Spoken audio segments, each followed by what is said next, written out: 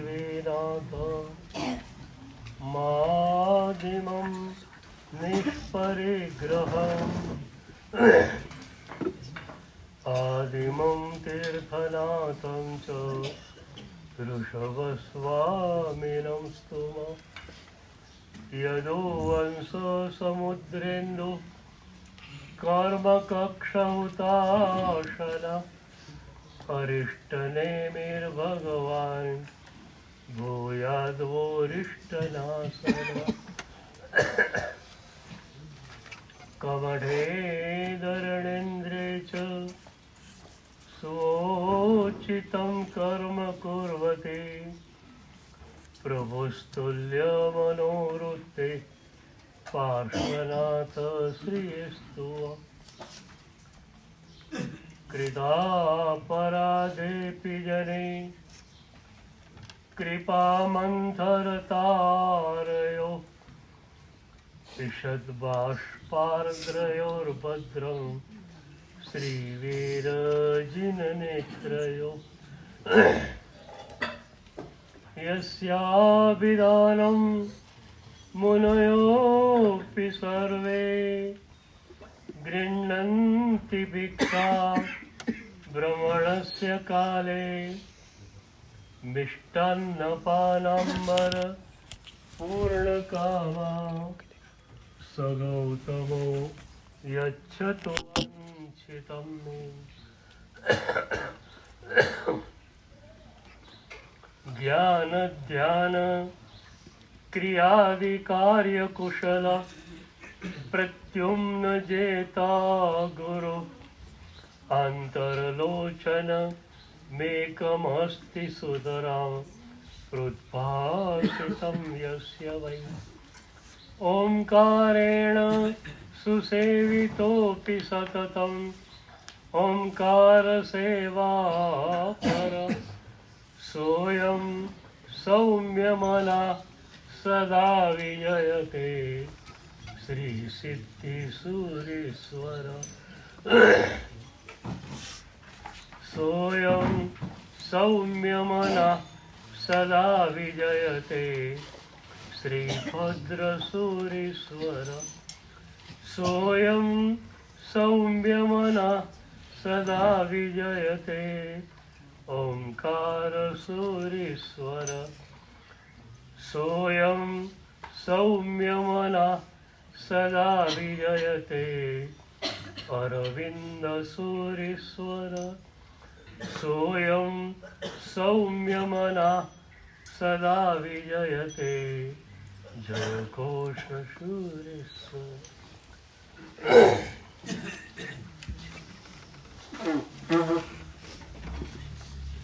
एक स्वानुभूति संपन्न संत ચાલી રહ્યા છે. સ્વાનુભૂતિ જ્યારે મળી જાય છે ત્યારે એ વ્યક્તિની આખી જીવનચર્યા ફરી જાય છે.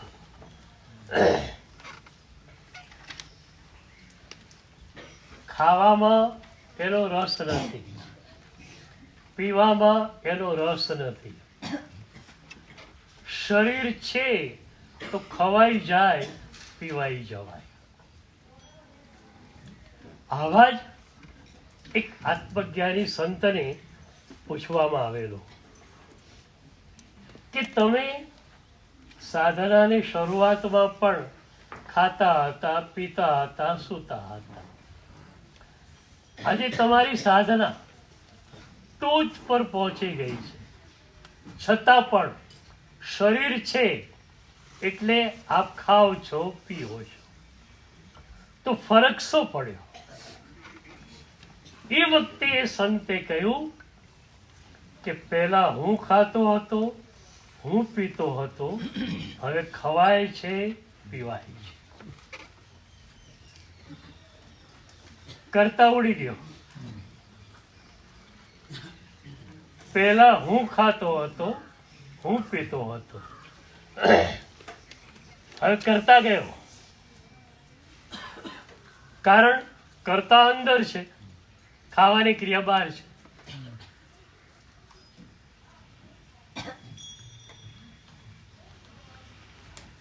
તો હવે ખવાય છે, પીવાય છે, સુવાય છે.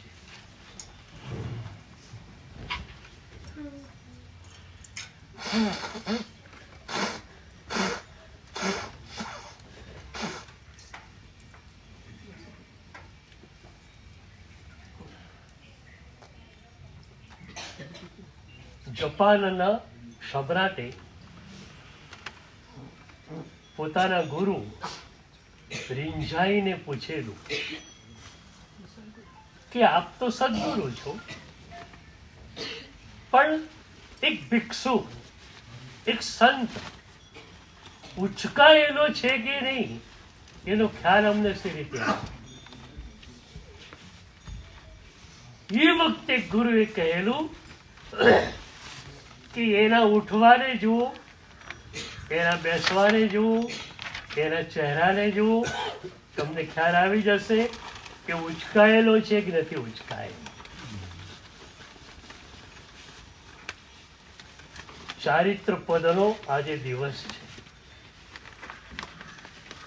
દેવચંદ્રજી મહારાજ સાહેબે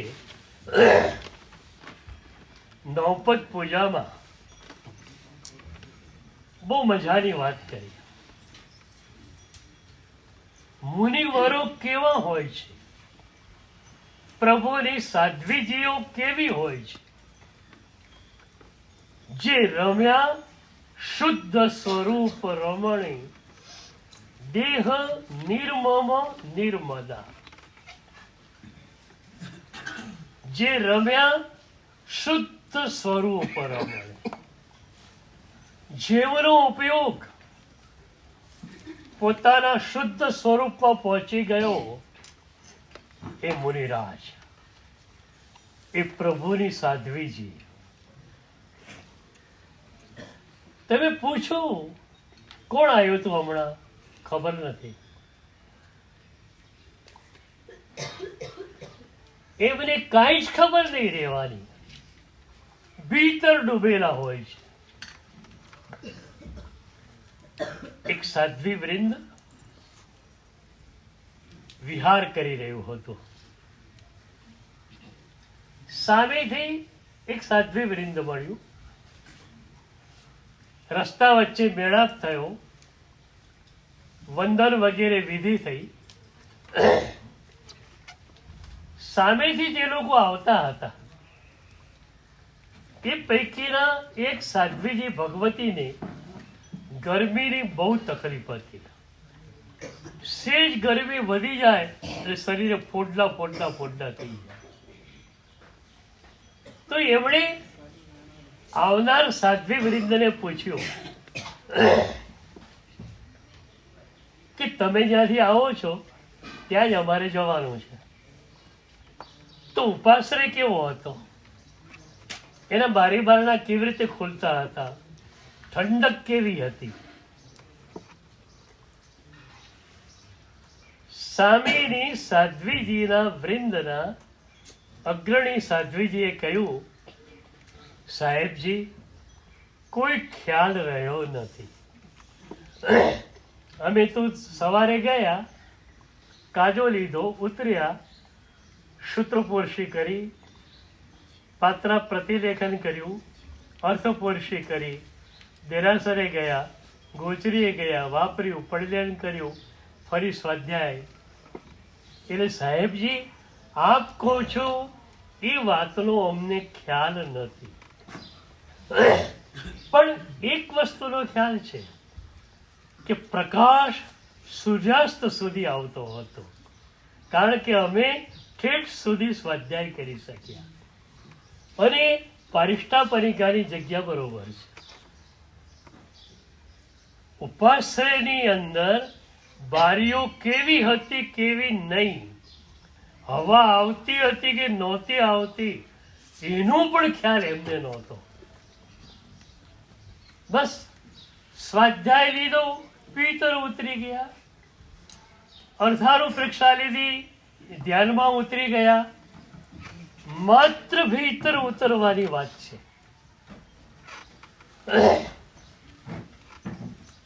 350 ગાથાનું સ્તવન મહોપાધ્યાય યશો વિજય મહારાજનું, એના ઉપર પદ્મ વિજય મહારાજ સાહેબનો ટબો છે. એમાં એક સરસ કડી છે. પૃષ્ઠભૂમિકા એવી છે કે 11 વાગ્યાનો સમય થયો છે. એક મુનિરાજ અર્થાનું પ્રેક્ષા કરી રહ્યા છે. અર્થાનું પ્રેક્ષા એવી રીતે થતી, એક શબ્દ એના ઊંડાણમાં જાઓ, અશબ્દ ખુલે, તમે ધ્યાનમાં જતા રહો. પહેલા માત્ર ધ્યાન હતું. 300-400 વર્ષથી આ પરંપરા ચાલી કે અર્થનું અનુપ્રેક્ષણ કરવાનું, પણ એવી રીતે કરવાનું કે છેલ્લે સ્વમાં ડૂબી જવાય. 11 વાગ્યે મુનિરાજ અર્થાનુપ્રેક્ષા કરી રહ્યા છે. મનની ભૂમિકા એવી છે કે ભીતર ડૂબું એ થઈ રહ્યા છે. ધ્યાન દશામાં પહોંચી જવાય એવું છે. ત્યાં ગોચરી નિયામકની આજ્ઞા આવી, તમારે ઓરવા અત્યારે જવાનું છે. આજ્ઞા એ તો આજ્ઞા છે.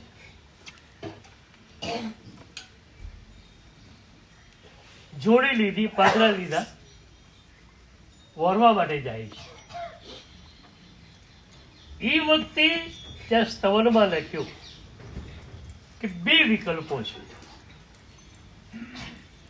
ગોચરી નિર્દોષ જે રીતે લાવવાની છે એ રીતે દૂરથી ગવેષણા કરીને લાવે તો 1-1.5 કલાક થઈ જાય, અને તો કદાચ બેસે તો પણ ધ્યાનની ધારા ન પકડાય.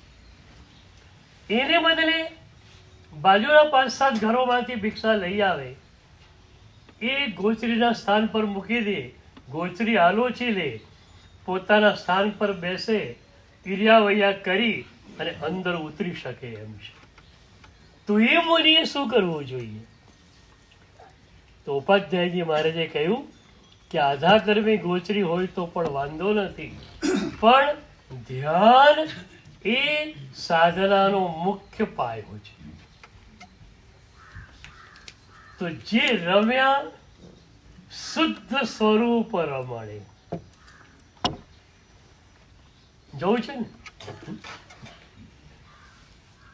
આબુને હવે છોડવાનું છે. ભગવાને શું આપ્યું એ તો કહો.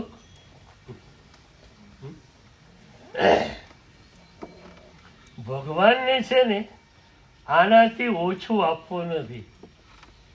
તમારે ઓછું લેવું છે? તમે કાચા છો કે પાકા? આના સિવાયનું મારે કઈ ખપે નહીં. શુદ્ધ સ્વરૂપ રમણતા મને આપી દો. પછીની વાત બહુ મજાની લખી. દેહ નિર્મમ નિર્મદા. શુદ્ધ સ્વરૂપને રમણતા માટે શું જોઈએ? 2 તત્વો જોઈએ. દેહની નિર્મમતા અને અહંકાર શૂન્યતા. આપણો અહંકાર તો દીક્ષા વખતે શૂન્ય થયેલો હોય ને.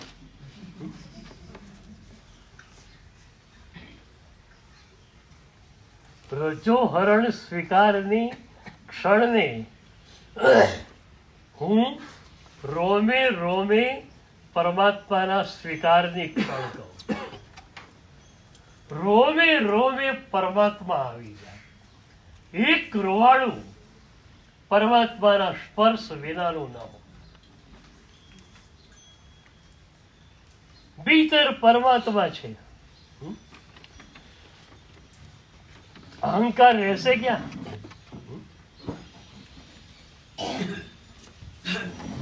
પ્રભુ સદગુરુ બે મળ્યા, બેના ચરણોમાં તમે સમર્પિત થયા. સમર્પણનું સુખ આ જન્મમાં કદાચ પહેલી વાર મળી શકે એમ છે. તમે મેળવ્યું કે નહીં મને ખબર નથી. સમર્પણનું સુખ એટલું તો અદ્ભુત હોય છે, આપણે બિલકુલ નચિંત. આવતી ક્ષણ માટે શું કરવું કાંઈ હું જાણતો નથી. પ્રભુ જાણે, સદગુરુ જાણે. તો બે વાત કરે છે, દેહ નિર્મમ નિર્મદા. દેહની મમતા તો છૂટી, હું છૂટ્યું. ઘણી વાર લોકો મને કે સાહેબ તમે તો હસતા હસતા કહો છો સમર્પિત થઈ જાઓ. એમ સમર્પણ કે થાય? કેટલું અઘરું છે. ત્યારે હું હસવા માંડું કે જે હોય એને સમર્પિત કરવાનું હોય. તમારી પાસે બે વસ્તુ છે, ગંદુ શરીર, ગંદુ મન. એ સદગુરુને સમર્પિત કરો તો સદગુરુ કહેશે લે આ મોક્ષ, આયો ગુરુ બહુ મારો. અને તમે કહેશો કે મારે તો આ દેહ અને મનની જે માલિકિયત છે એને છોડવી જ નથી. તો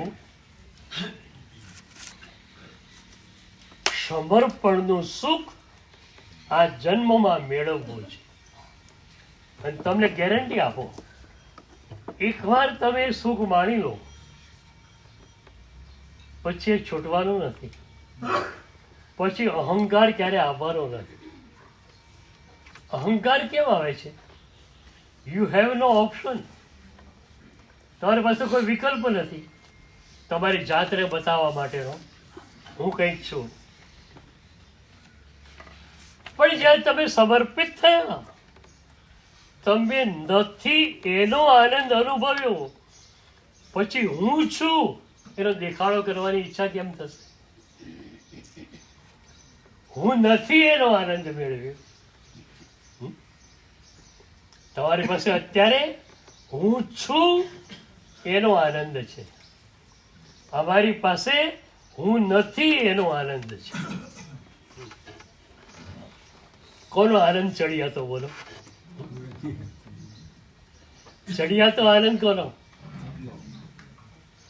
અમારો.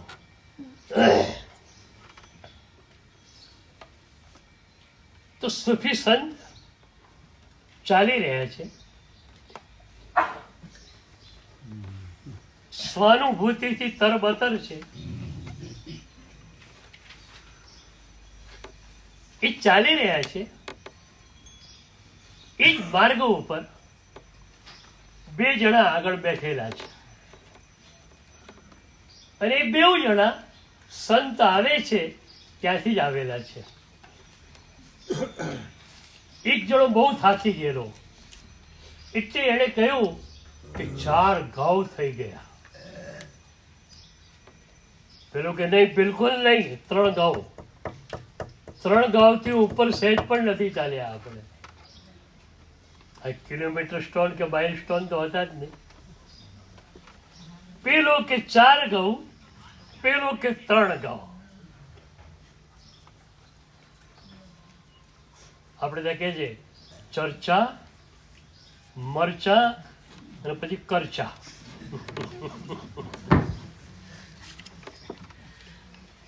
આવા લોકો પહેલા ચર્ચા કરે, પછી મરચા ઉડે. શું 3 ગાઉની વાત કરે છે? 4 ગાઉ પૂરા આપણે ચાલ્યા છીએ. પેલો કે 4 ઘઉંની શું વાત કરે છે, આપણે 3 ઘઉં જ ચાલ્યા છે, મરચા ઉડે. અને એમાંથી પછી રોકાણ ન થાય તો કરચા, હાડકાના કુરચે કુરચા.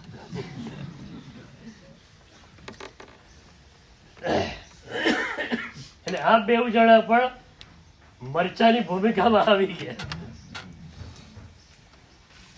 ત્યાં એમણે સંતને જોયા. ગામ તો એક જ હતું, તો કે આપણે સંતને પૂછીએ. સંત રોજ ચાલતા હોય, એમને ખબર પડે. 2 જણા સહમત થયા કે વાંધો નહીં, સંત કે 4 તો 4 ને 3 તો 3. સંત આવ્યા.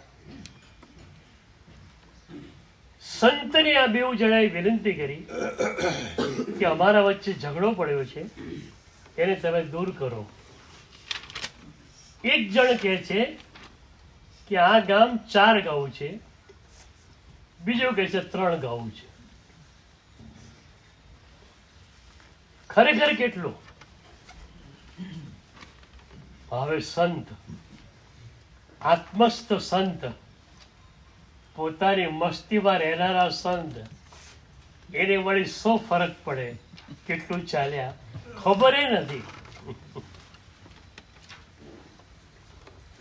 પરની દુનિયામાં જે બેખબર હોય એ સ્વની દુનિયામાં અગ્રણી થઈ શકે. પરની દુનિયામાં જે ચાલાક હોય એ આ દુનિયામાં ક્યારે પણ આવી નહીં શકે.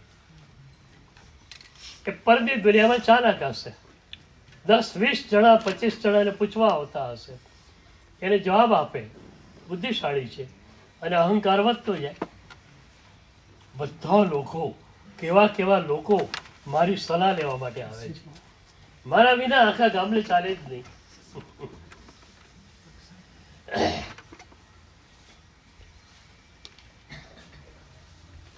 સંતે કહ્યું કે પહેલા મારા પ્રશ્નનો એક જવાબ આપો, પછી તમારી વાત. સંતે કહ્યું, એક કૂતરું હતું. કૂતરાએ હાડકાનો ટુકડો જોયો, સૂકા હાડકાનો ટુકડો. એને મોઢામાં લીધો. ત્યાં બીજું કૂતરું આવ્યું, એને પણ આના મોઢામાં હાડકાનો ટુકડો જોયો. એને પણ ઈચ્છા થઈ, પેલાના મોઢામાં હાડકાનો ટુકડો, પેલો કૂતરો સામે ખેંચે. હાડકાનો ટુકડો એક, કૂતરા સામે ખેંચે છે. સંત પૂછે છે કે આ બંને કૂતરા ખેંચમ ખેંચ કરી રહ્યા છે, એ વખતે હાડકાની ભૂમિકા શું હોય?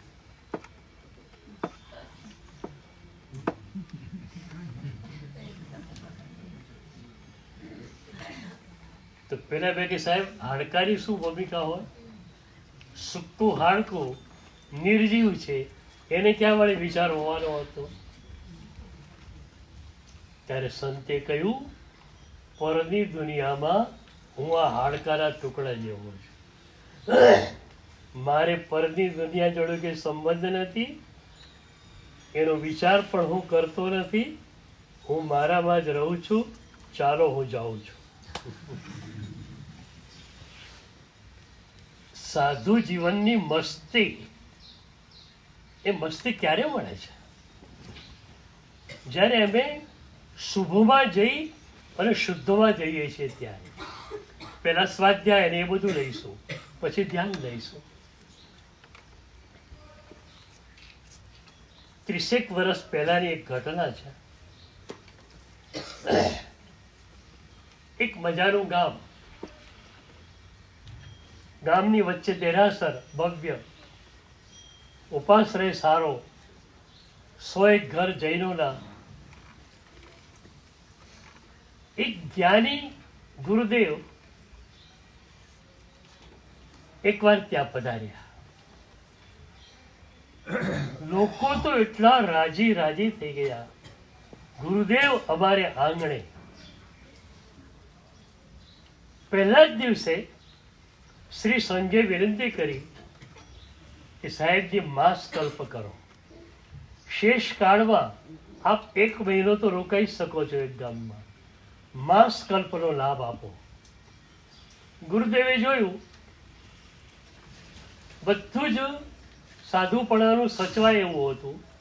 હા પાડી કે ક્ષેત્ર સ્પર્શના હશે તો થઈશ. એક નાનકડો દીકરો 8 વર્ષનો એ સાહેબ પાસે ભણવા માટે આવે. આખો દિવસ ઉપાસ રહેવા બેઠો રહે. એની મમ્મી બોલાવવા આવે ત્યારે જમવા માટે જઈ પાછો ઉપાસ થાય. પૂર્વજન્મની એવી એક વૈરાગ્યની ધારા એની પાસે હતી કે સાધુ ભગવંતો એને ખૂબ ગમવા માંડ્યા. એમાં 30 દિવસ પૂરા થવા આવ્યા. સાહેબનો વિહાર નક્કી થયો. એ દીકરો રડે છે કે સાહેબ તમારા વિના હું રહી નહીં શકું. તમે અહીં રહી શકતા નથી તમારા નિયમને કારણે, તો મને સાથે લઈ જાઓ. ગુરુદેવે કહ્યું તારા મમ્મી પપ્પાને બોલાવી લાવ. એ રજા આપે તો વિચારીએ. ઘરે જઈને મમ્મી પપ્પાને બોલાવી લાવ્યો. એ બેઉ પણ બહુ જ શાસન સમર્પિત. એમણે કહ્યું ગુરુદેવ આપ લઈ જાઓ દીકરાને વિહારમાં. 1 મહિનો 2 મહિના 4 મહિના રાખજો. 1 વર્ષ સ્કૂલનું બગડશે તો કોઈ વાંધો નથી.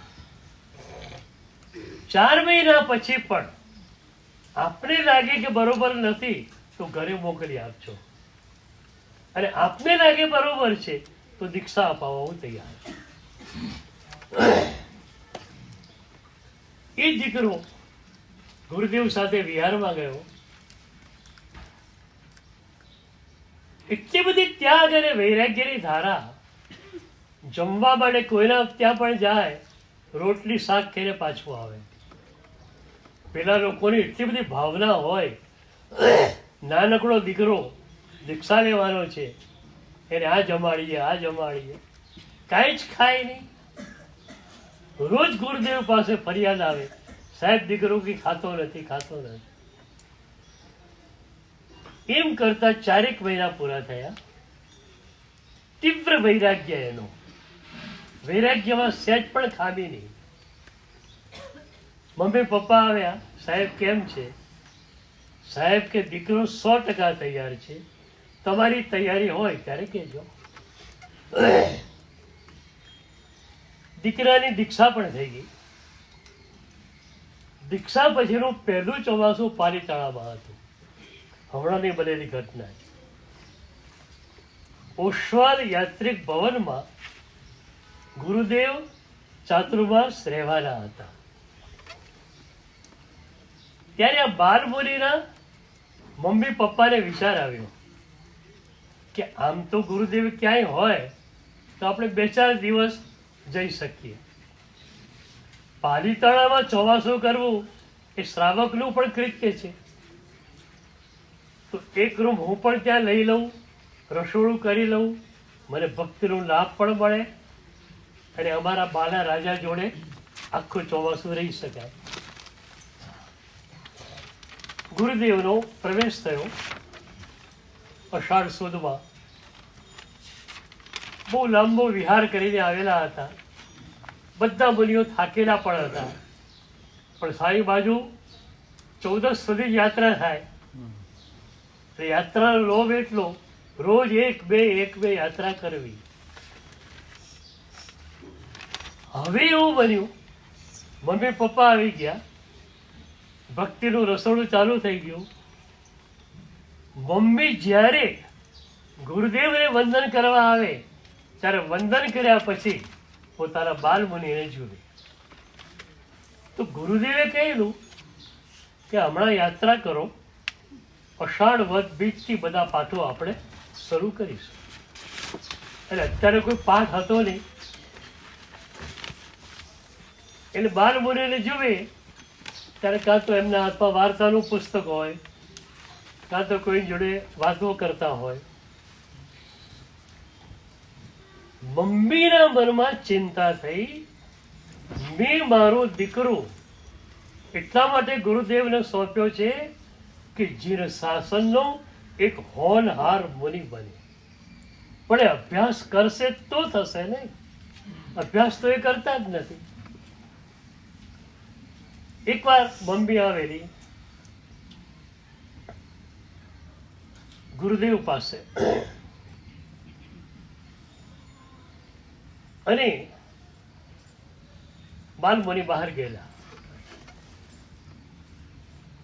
ધ્રુસકે ધ્રુસકે રડી પડી કે સાહેબ, મારા બાલ મુનિરાજ તે ભણતા નથી, ગણતા નથી, આ કેમ ચાલે? ત્યારે ગુરુદેવે કહ્યું, તમારો બાલમુનિ તો બહુ જ હોનહાર છે. હમણાં યાત્રા કરાવીએ છીએ બધાને, અને અષાઢ વદ બીજથી બધા પાઠો શરૂ થશે એટલે સવારથી સાંજ સુધી અભ્યાસ ચાલુ થઈ જશે. બાકી તમારો દીકરો ખૂબ હોનહાર છે, એટલે તમે જરા પણ ચિંતા કરતા નહીં. એમાં એક દિવસ આઠમ આવી. બપોરે બધા જ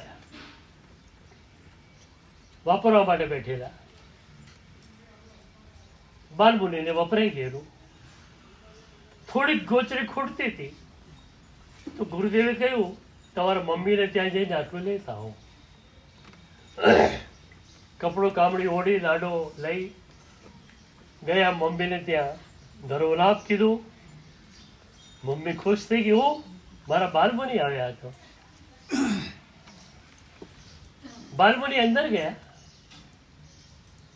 એટલા બધા બ્રિલિયન્ટ છે, હજુ તો પહોંચ્યા છે. મમ્મીની થાળી ઉપર નજર ગઈ. મમ્મી જમી રહી છે. એકા શું કરે છે મમ્મી? પણ મમ્મીની થાળીમાં જોયું બધું લુખ્ખું લુખ્ખું, રોટલી લુખ્ખી, બધું. મમ્મીએ કહ્યું, શું વરાવું બોલો? વરવાની વાત પછી, આજ તમારે શું છે એ કહો. એકા શું છે? એકા શું છે? તો લુખ્ખું લુખ્ખું કેમ છે બધું? માને થયું કે બાલ મુનિરાજ ભણતા નથી, એટલા માટે મેં મનોમન સંકલ્પ કર્યો છે કે એ બરોબર ન ભણે ત્યાં સુધી મારે 6 વીઘેનો ત્યાગ. તો આજે કહી જ દઉં એમને પછી તો કે એકાશણું છે પણ 6 વીઘેનો ત્યાગ છે. 6 વીઘેનો ત્યાગ કેમ? તમે અભ્યાસ નથી કરતા માટે. ઓહો, એ વાત છે ને. વાંધો નહીં. વળીને ગયા અને જે ધૂણી થકાવી છે, 5 દિવસમાં 3000 ગાથા.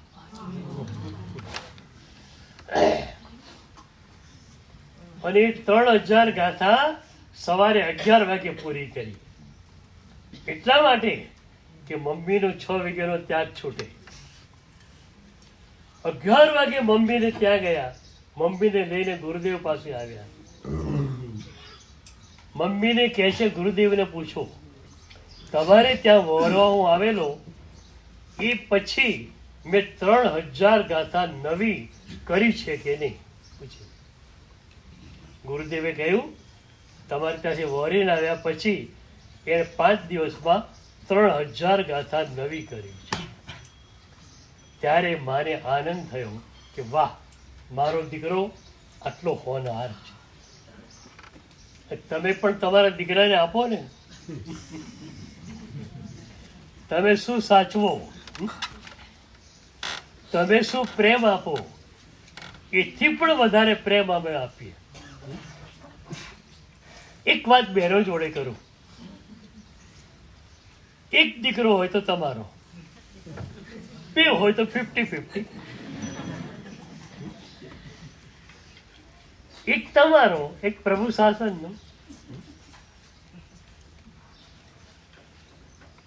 આ ચારિત્ર પદની આરાધનાનો આજનો દિવસ.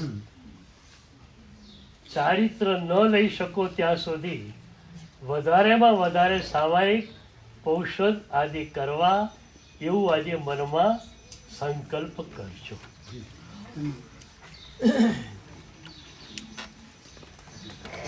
બધા બેસજો થોડી વાર.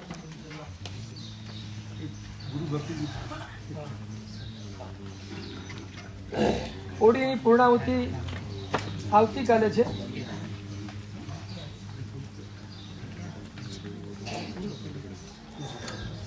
આ ઓડીનું સરસ મજાનું આયોજન થયું. જ્ઞાનચંદજી પૂનમચંદજી ગાંધી પરિવારે ઓડીનો લાભ લીધો. દરેક કઈના પરિવારે ઓડીનો લાભ લીધો. અને કિશોરભાઈએ 1 મહિના સુધી